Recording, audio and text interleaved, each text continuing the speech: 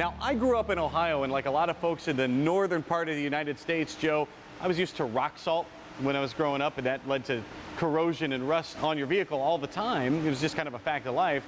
Now there's the brine that you drive through. You see them spray it down before a snowfall. How is that different from the salt that we used to see? Oh, it's much more effective on the roads.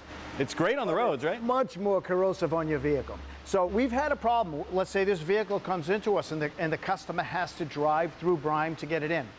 We were trying to prep and clean these vehicles so that they could be boss waxed, and we weren't happy with any of the products that were available on the market. And like so many of our products, what we did was turn to our chemist and said, hey, listen, we need to break down that sticky additive that they put in road brine to be able to effectively clean this vehicle and have a good surface to bond the wax to. And so we now developed our salt brine eliminator, and we use them on our own vehicles when they come in if they've driven through the brine. We also sell it to you as a consumer to use just to maintain your own vehicle. Once the salt brine remover has been used, what happens to the vehicle next? So in this case, we're going to let it set overnight dry, and then we're going to apply our wax.